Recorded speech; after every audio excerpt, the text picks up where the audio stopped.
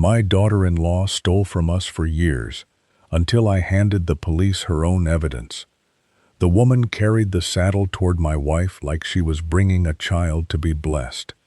Nora was standing beside our booth at the Western Heritage Expo in Grand Junction, answering a question about hand-cut borders. The crowd had thinned after the afternoon demonstration. You could smell arena dust, leather oil, and the cinnamon almonds from a vendor 2 aisles over. The woman set the saddle on our display stand and smiled. "I hoped you'd sign it," she said. "The seller told me you probably wouldn't remember making it." Nora touched the rear jockey with 2 fingers. She did remember. I saw it before she said anything. A small wild rose pattern ran along the skirt, and the 4th petal leaned inward. Nora had cut that stamp herself from an old bolt because the store-bought flowers looked too perfect. She had used it on 11 saddles in her life. 10 were still supposed to be in our loft. The woman turned the saddle so Nora could see the underside. Our maker's mark was there beneath the left jockey, an M over a shallow crescent, darkened by oil and age. "I bought it from Range and Relic," the woman said, "your daughter-in-law's shop. Before I tell you what she showed us next, tell me where you're listening from tonight." Nora's thumb stayed on the mark.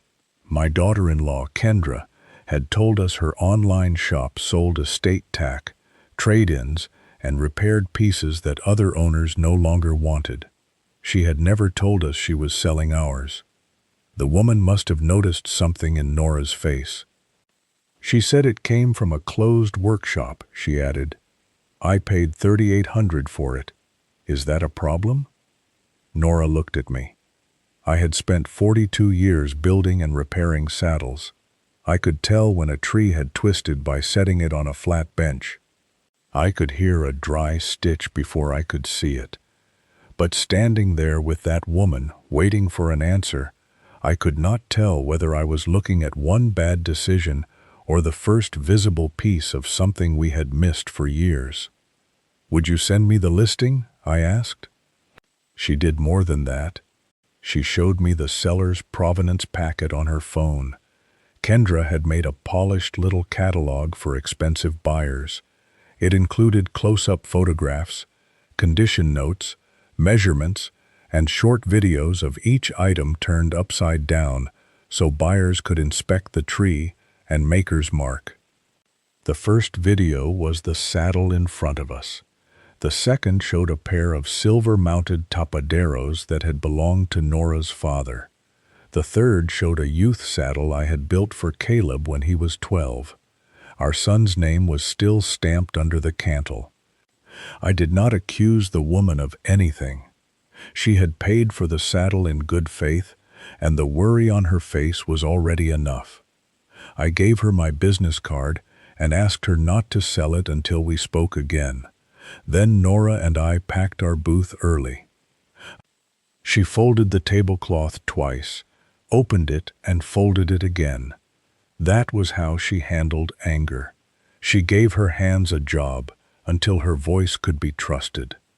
On the drive back to Delta, neither of us mentioned the money. We talked about the loft. Our shop sat behind the house in a converted equipment barn with a low ceiling and 2 windows facing the Uncompahgre Plateau. The front room held the repair benches, sewing machine, draw gauges, and racks of latigo. The loft held pieces we did not use every day, demonstration saddles, family work, old patterns, and a few damaged trees we kept for teaching. Kendra had been allowed up there. That part mattered. Nora had warned me 3 summers earlier when a set of engraved conchos went missing. "Kendra was photographing those last week," she said. I blamed myself.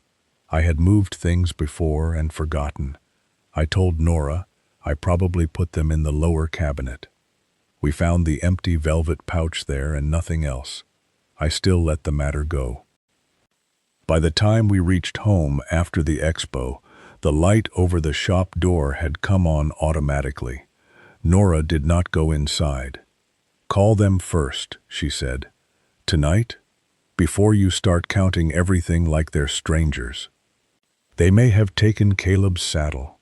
I know what was in the video." She looked toward the house. "I want to hear what they say before you decide what this is." Kendra answered on the fourth ring. Caleb was with her. I could hear a basketball game playing somewhere behind them. I told her about the woman at the expo. There was a pause, then Kendra said, "Which saddle?" Nora closed her eyes. "Not, what are you talking about? Which saddle?" "The Wild Rose rig," I said.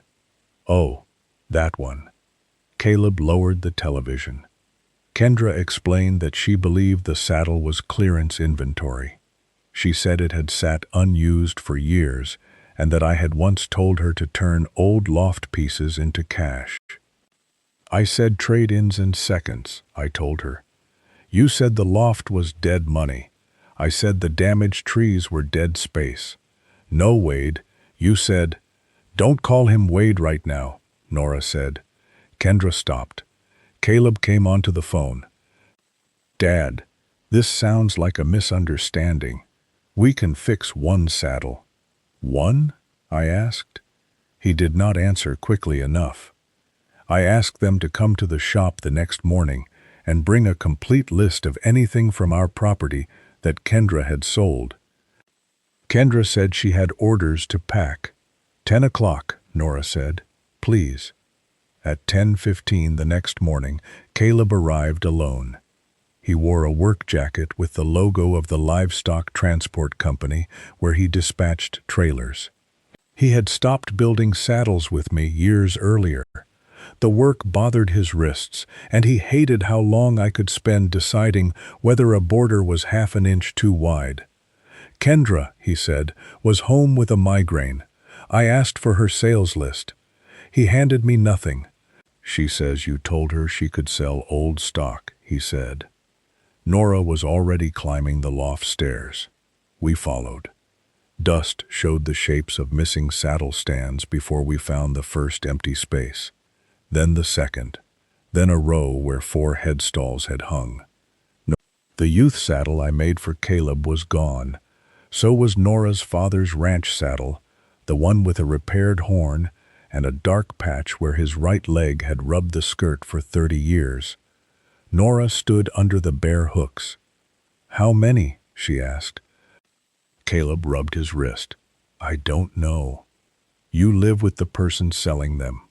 I don't run her business." I took out my phone and showed him the provenance packet. His face changed when he saw the tapaderos. It was small. A tightening around the mouth, his eyes moving away from the screen too soon. "You've seen these," I said. "I've seen a lot of tack come through the garage." "Did you ask where it came from?" "She buys estates. People consign things." "That saddle has your name under the cantle." He looked at the empty stand. Kendra called while we were still in the loft. She put the conversation on speaker from her end, as if having witnesses might help. She said she would return anything not yet sold. She would also send us a payment schedule for the rest, but only if we agreed that her years of work counted against what she owed. Nora asked a simple question. "Did you know those pieces were ours?" Kendra answered a different one. "I knew they were sitting there while you two kept saying the shop had no money." "Did you know?" Nora repeated. "I knew nobody was using them.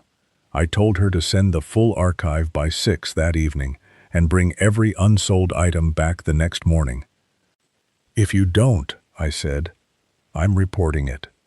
Caleb stared at me. "Reporting what? Your own daughter-in-law for cleaning out a loft you forgot existed?" "It wasn't clearance stock, Caleb." I said it as if ownership settled every other question. Nora looked at me, but she did not correct me in front of Caleb. Kendra never sent the archive. At 6:30, the public link in the buyer's provenance packet stopped working. What Kendra did not know was that I had downloaded the packet the night before. The catalog she built to reassure buyers now showed the police exactly what she had handled. Every listing carried her range and relic logo. Every video used her voice. She stated measurements, showed maker's marks, named the condition, and in several clips described the items as fresh from the Mercer loft. She had even included sold dates and destination states so buyers could follow what she called the collection's journey. I copied the files onto a plain black flash drive. Then I gathered photographs from old county fair displays, our work cards, insurance pictures, and a notebook Nora had kept when she and her father cataloged the family pieces. The next morning I drove to the Delta police station and asked to report a theft.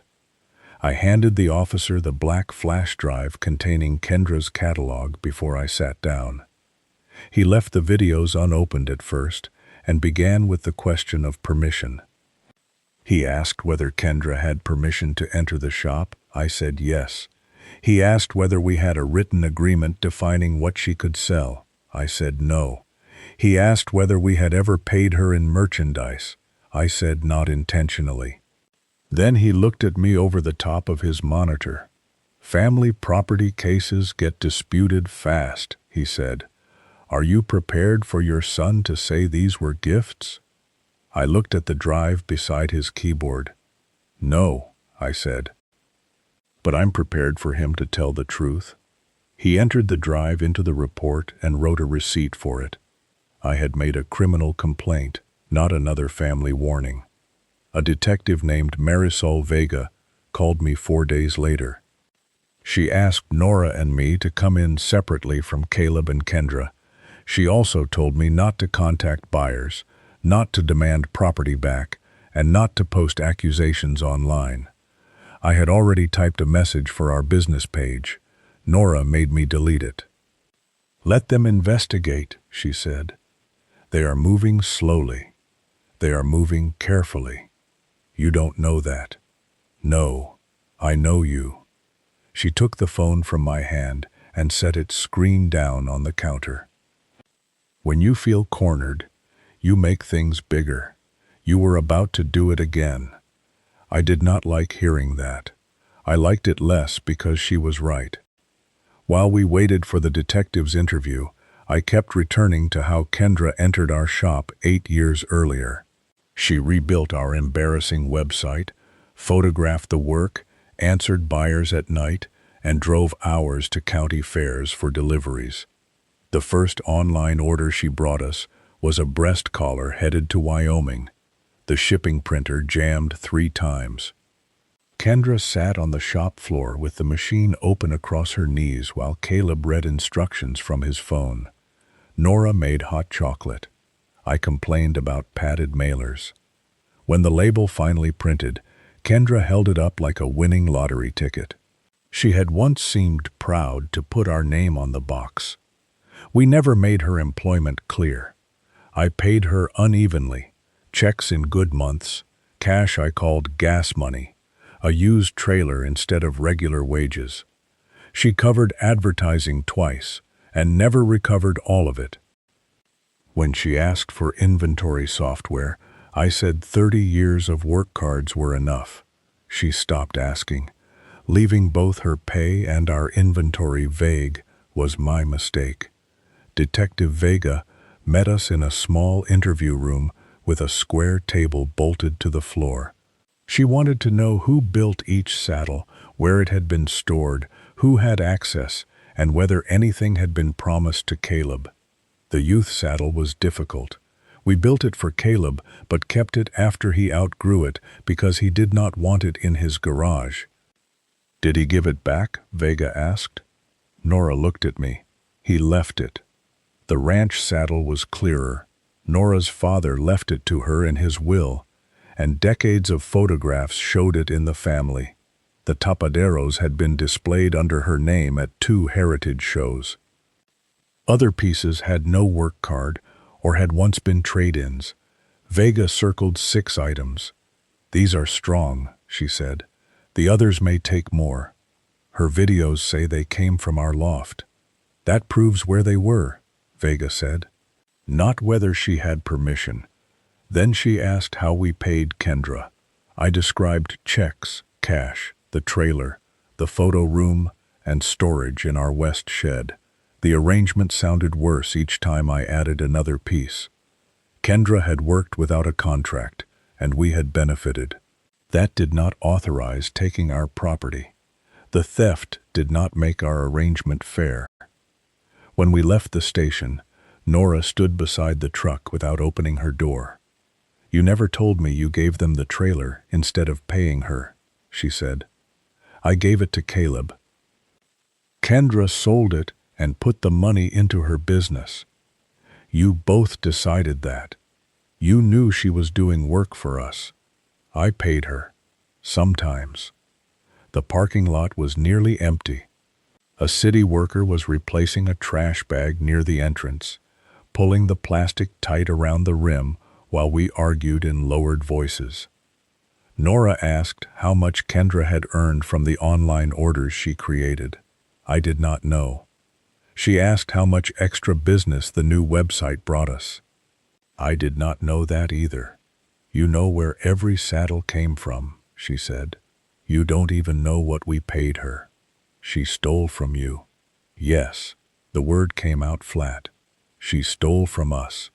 That doesn't make the way we used her work fair. She got into the truck.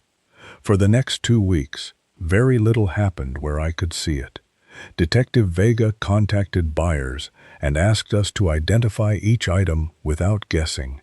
Nora admitted uncertainty when she had it. I was less careful.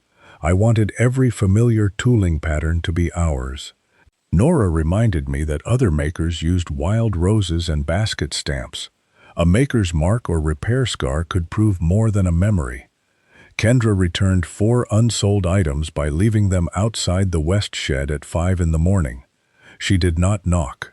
One was a pair of reins that belonged to us. 2 were trade-ins I had probably told her she could sell. The 4th was a damaged saddle tree that had no value except as a teaching piece. She attached a handwritten list of what she believed those items were worth and subtracted an amount she said we still owed her for photography and advertising. Nora read the page once and put it in a drawer. I wanted to take it to the station. She returned them, Nora said. She sent us an invoice with our own property. She also put in writing what she thinks happened. You believe her? I believe she believes part of it. That answer frustrated me more than a simple defense would have. Caleb came by the next afternoon while I was replacing a worn stirrup leather on a ranch saddle. He did not step fully into the shop. He stayed near the open door, hands in his jacket pockets. Kendra says detectives contacted 2 buyers, he said. They probably did. You said you were reporting missing property. You didn't say you were trying to shut down her whole business. I handed them what she made. You handed them years of customer information. Customers who bought things she did not own. You don't know that about all of it. I pulled the old leather free from the buckle and set it on the bench. Which ones did she own? He looked toward the loft stairs. I don't have a list. Then why are you certain I'm wrong? Because you always need the shop to be yours, even after you asked us to save it. For the first time, Caleb named what had been sitting underneath the theft. Our orders had been declining when he and Kendra pushed us online. They brought new buyers and kept the repair benches busy. The shop survived, and I continued treating them like temporary helpers. Caleb asked for a share of the business. I said we would discuss it when the numbers improved. They improved. I found another reason to wait. You should have asked for ownership, I said. I did. You asked to put your name on the building. What did you think that meant? I had no answer. Kendra was wrong to take family pieces, he said. I told her that. When? After the expo. Not before? I didn't know exactly what she was selling. He looked at the saddle on my stand. I asked whether he had helped move anything from the loft. No. The answer came too quickly, but he did not change it. Before leaving, Caleb offered repayment for the 6 items police then considered clearly ours. In exchange, Kendra wanted us to call the rest a family inventory dispute. Will she admit she took those 6 without permission? She'll say there was confusion. Dad, this can still stop. The report had already reached buyers and platform records. I knew the case no longer belonged to me alone. I let Caleb think otherwise. 3 days later, a buyer from Pueblo arrived at the station with Nora's father's ranch saddle. He had bought it 11 months earlier through Range and Relic. He brought printed messages, payment records, and the wooden shipping cradle Kendra had used. Detective Vega asked Nora to identify the saddle in person. The repair on the horn was exactly where she remembered. Her father had wrapped it after a horse stepped through a fence and caught the saddle years before. Under the rear skirt, Nora found 2 tiny needle holes where her mother once attached a temporary number for a ranch versatility class. She pressed her lips together when she saw them. The buyer was not a criminal. He was a 56-year-old farrier named Dean, who had driven 4 hours because police told him he might possess stolen property. He was angry at Kendra. He was also angry at us. I paid fair money, he said. Now I'm out of saddle and maybe the cash, Nora apologized. I almost told him he should have checked the ownership. Then I remembered the woman at the expo and kept my mouth closed. Dean said Caleb had delivered the saddle himself. Nora lowered her hands into her lap. Vega stopped writing, then asked Dean to repeat it. Dean described Caleb's transport jacket, his gray pickup, and the way he had tightened the saddle's tie-down because the first strap hummed in the wind. Caleb had done the same thing since he was a teenager. He hated a loose strap making noise on the highway. Dean pulled out his phone and showed us a photograph taken on delivery day. Kendra stood beside the truck, holding the payment envelope. Caleb was behind her with one hand on the shipping cradle. He had not merely seen tack in the garage. He had delivered Nora's inheritance to a stranger. Nora did not speak to Caleb for 9 days. She did not ask me to speak for her either. That mattered because I had spent most of our marriage stepping into silence, as if it were an empty space assigned to me. Nora's silence was not empty. It was usually full of a decision she had not finished making. She kept working. A rancher brought in a saddle that rocked on his mare's back. Nora checked the bars, ran her palm along the fleece, and found a hard ridge where old padding had bunched beneath the skirt. She explained what we could repair and what needed to be fitted again with the horse present. Her hands were steady with the customer. After he left, she went into the restroom and stayed there long enough for the tap to run cold. That night, Caleb called me instead of her. He said Dean was mistaken. I deliver things for people all the time, he told me. Kendra said it was sold inventory. You knew whose saddle it was. I knew it came from the shop. You rode behind Nora's father on that saddle. I was 6. You helped lift it out of our loft. Kendra said you gave her a batch to sell. Did you ask me? Caleb breathed into the phone. No. It was the first clean answer he had given. Why? Because I thought I knew what you'd say. What would I say? That none of it was ours, that we could build your business, bring in customers, ship your work, and keep it alive. But the minute we asked what belonged to us, you'd start talking about what you built before we arrived. I sat at the kitchen table while he spoke. Nora was in the living room, close enough to hear my side, but not his. You could have walked away, I said. We tried. Then Mom called because you couldn't keep up with orders. She asked for help. Exactly. He sounded tired instead of angry, which made the words harder to dismiss. Caleb said the first item Kendra sold from the loft was a damaged headstall. She told him I had given permission. When nothing happened, she took 2 more pieces. Later, when he realized some were family items, he told himself she was finally collecting payment we should have offered years earlier. How many did you know about? I asked. I don't know. That answer again. More than I told you. Nora appeared in the kitchen doorway. She could tell from my face that something had changed. Caleb kept talking. He said Kendra used some of the money to cover their mortgage during a slow year at the transport company. Some paid for his wrist therapy when their insurance denied additional sessions. Some went back into range and relic, lighting, shelving, shipping materials, advertising. None of that made the saddles hers. It did explain how 2 people can keep crossing a line after the first step. Each sale paid for something they could name. Each time, they told themselves the property had been neglected, that family compensation had always been vague, that eventually the shop would belong to Caleb anyway. After enough sales, they stopped separating what they hoped to inherit from what they had permission to take. Did you know she sold your saddle? I asked. Yes, Nora heard that answer. She walked back into the living room without looking at me. Caleb asked whether I could tell Detective Vega that he believed the youth saddle was his. You can tell her yourself, I said. He did the following week. In his formal interview, Caleb admitted making deliveries but said he believed Kendra had permission to sell everything he carried. Dad, please.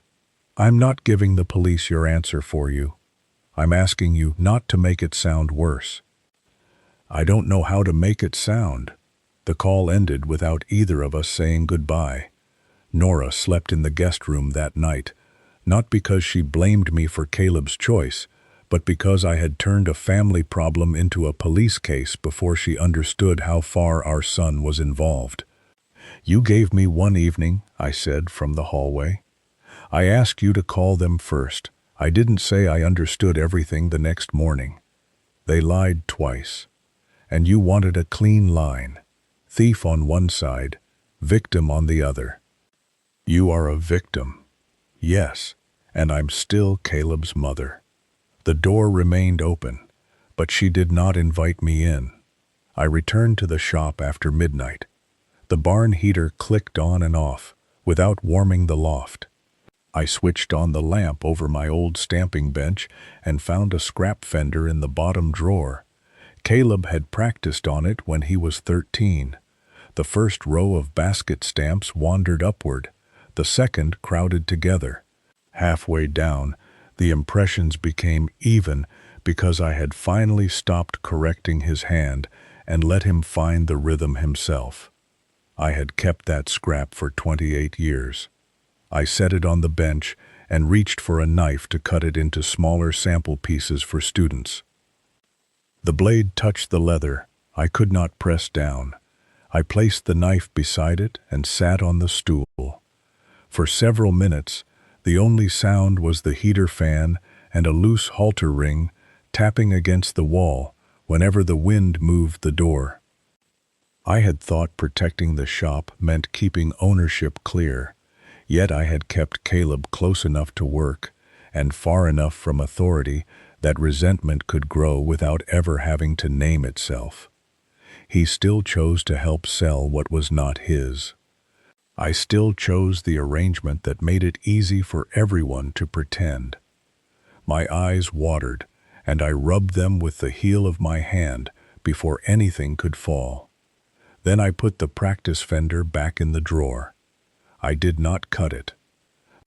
Dean's statement gave Detective Vega a clearer path into the platform records. The sales dates, payouts, shipping addresses, and buyer messages helped us identify more property. 16 items from our shop appeared in Kendra's sold records over 4 years. 9 were clearly family or business property. 3 were items she had strong reason to believe she could sell.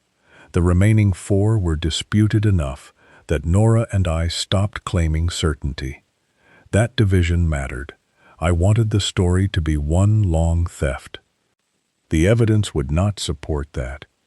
Kendra had not stolen everything she sold. She had mixed permitted sales with unauthorized ones until buyers, family, and perhaps even she could no longer see the boundary without going back item by item. The value of the 9 clear pieces sent the case to the district attorney's office. The next months brought more interviews and buyer calls, not a quick victory. 2 saddles were recovered. The tapaderos came back with 1 silver corner bent from poor packing. 3 pieces had been resold by the original buyers and could not be located immediately. 1 saddle had gone to a buyer in Canada, beyond the reach of any simple local return. We also learned that Kendra had refunded 1 buyer from her own money after a tree crack appeared. She had not passed that loss to us. It was a small, responsible act inside a larger dishonest pattern, and I hated how much more human it made the whole thing. Nora noticed something else.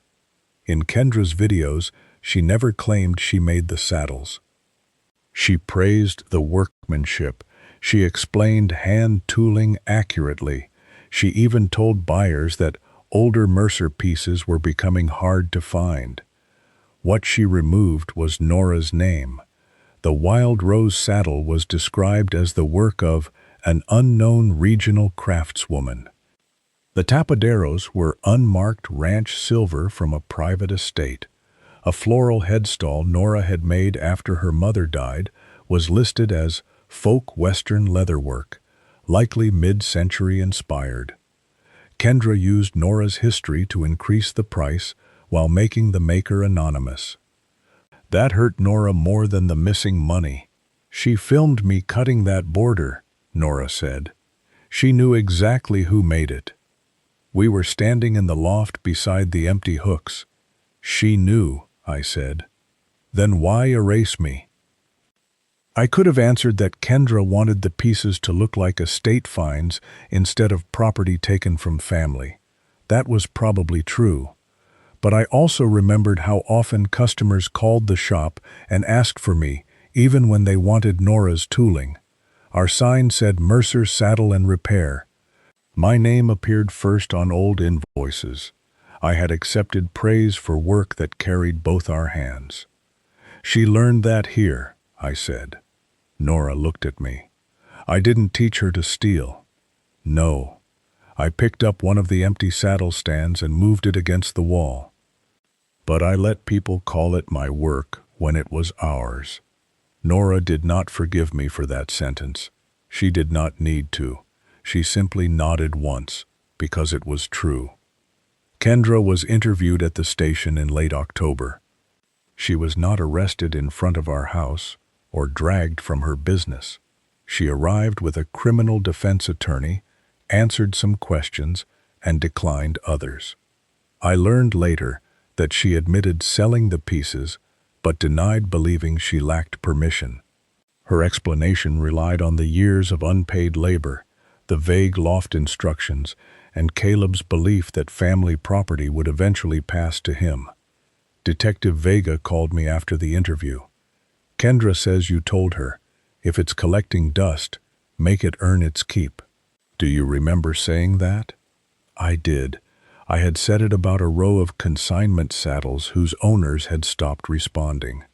I had not meant Nora's father's saddle or Caleb's childhood rig, but I had said the words in the loft, and Kendra had heard them. Does that ruin the case? I asked. That is not a question I can answer for you. Do you believe her? I can believe she heard those words, Vega said. That still does not answer whether she had permission to take these specific pieces. Weeks later, a victim services coordinator asked whether Nora and I would attend a facilitated meeting after Kendra's attorney proposed restitution and a negotiated plea. Nora said yes. I said no. Then Nora told me she would go without me, so I changed my answer. The meeting took place in a conference room at the courthouse annex, not a courtroom. Kendra sat across from us with her attorney. Caleb sat beside her, shoulders forward, hands clasped so tightly his knuckles had gone pale. A victim services coordinator sat near the wall. By then, Detective Vega had finished gathering most of what the prosecutor needed. Kendra spoke first. "I'm not saying I handled it right," she said. "I'm saying this didn't start with me walking in there to rob you." Nora waited. Kendra said she had spent years turning our work into something people outside Western Colorado could find. She photographed hundreds of repairs, answered questions at night, managed returns, absorbed advertising costs, and watched me delay every conversation about compensation or ownership. "I kept thinking the next good month would be the month you made it real," she told me. "You could have stopped working," I said. I did, twice. Both times Nora called because orders were backing up. Nora did not deny it. Kendra looked at her. "I thought the loft pieces were the closest thing I was ever going to get to being paid." "My father's saddle?" Nora asked. Kendra's answer came slowly. "No, I knew that one was different." Caleb turned toward her. It seemed to be the first time he had heard her admit it that plainly. "Then why?" Nora asked. Kendra rubbed one thumb over the other. "Because the buyer offered enough to cover 3 mortgage payments, and I had already sold other things without anyone noticing." Nothing in the room improved after that sentence. There was no clever excuse left, only a reason that explained the choice without making it acceptable. Nora asked why Kendra had erased her name from the listings. Kendra looked down. "If buyers knew you were still working, they might contact you." "So you made me dead?" "I made the shop closed. I was standing in it every day." Kendra began to answer, stopped, and pressed her lips together. Caleb spoke next. He admitted helping with 4 deliveries. He said he suspected more pieces were unauthorized than he allowed himself to know. He also said he had spent years feeling that his labor only counted when the shop needed him. "You taught me every part of that work," he told me. "Then you treated me like I was borrowing your tools, even when I was bringing in half the orders. You stopped building.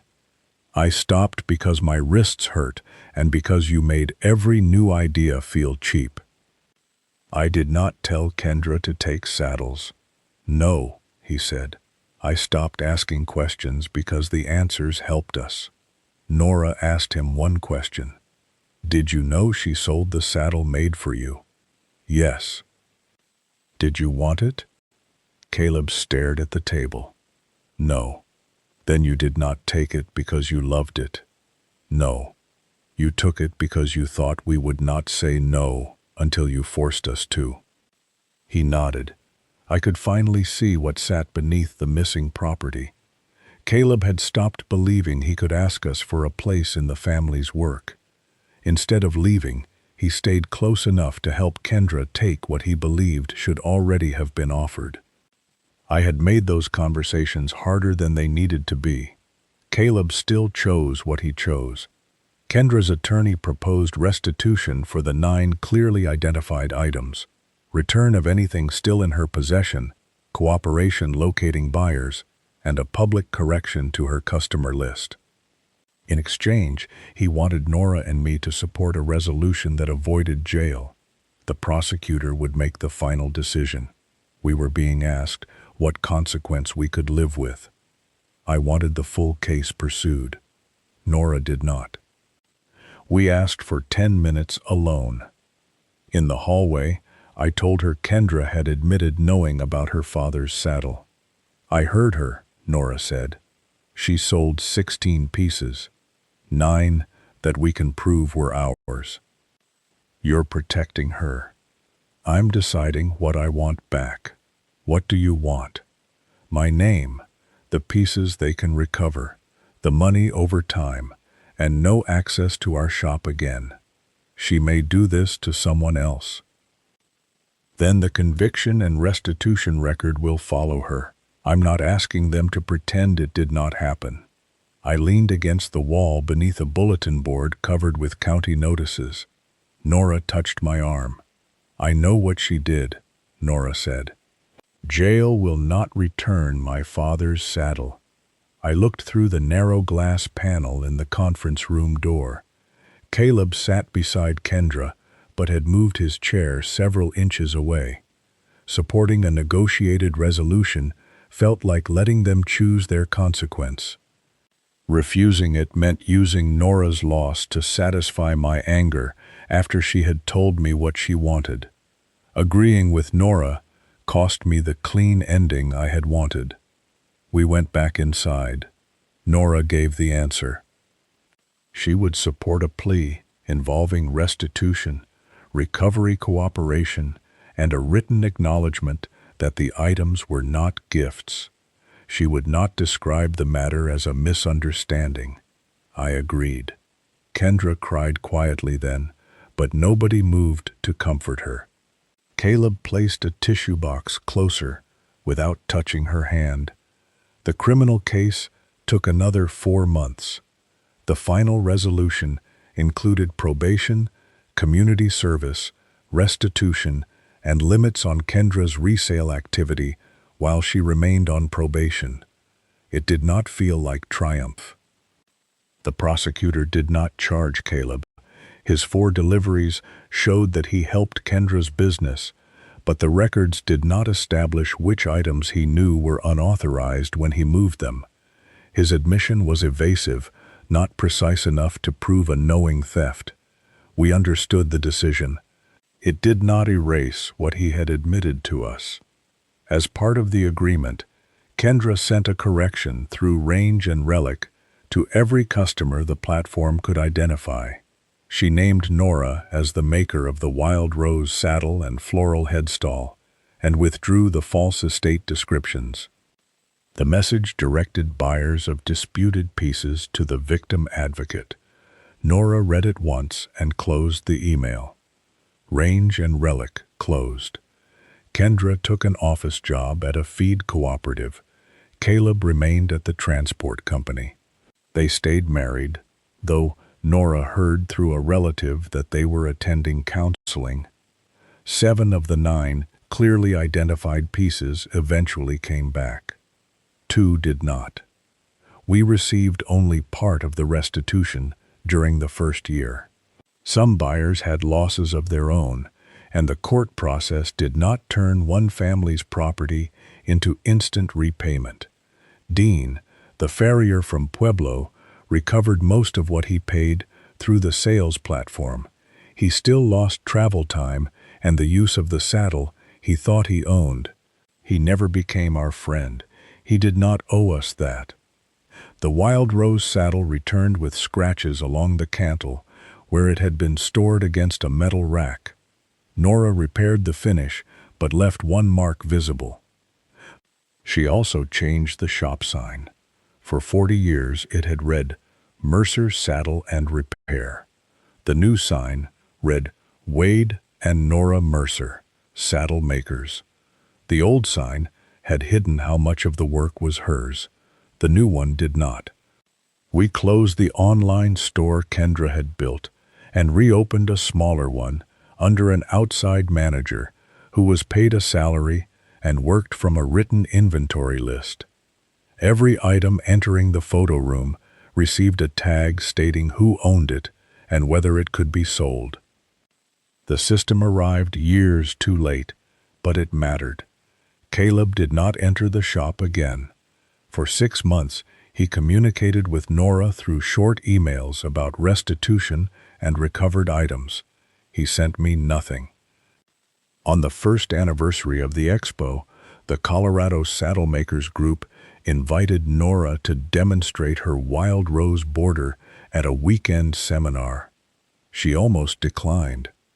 Then she asked whether I would prepare the leather pieces while she taught. I cut 20 strips of damp skirting leather and set out the mauls, swivel knives, and stamping blocks. When the room filled, I stood at the back instead of beside her table. Nora showed the students how she tilted the homemade flower stamp to keep the border from looking machine perfect. She explained the inward fourth petal and why she had never corrected it. A young woman near the front asked how to identify Nora's work if she found an older piece. Nora lifted the stamp. "It has my name on it now," she said. After the demonstration, I checked my phone. There was one message from Caleb. "Mom did good. I watched the live stream." He had not asked to come back. He had not apologized again. He had simply watched his mother receive credit under her own name. I showed Nora the message. She read it and returned the phone. "Don't answer for me," she said. "I won't." She waited until that evening and sent her own reply. "Thank you for watching." Nothing more. Our family remained there. We had not repaired it, but we had stopped acting as though family settled every question of permission. I still wonder whether I went to the police too quickly. Nora still believes I did. I believe waiting longer would have allowed more property to disappear. We have never settled that argument. Maybe we are not supposed to. Would you have handed the police Kendra's evidence, or given the family one more chance to return everything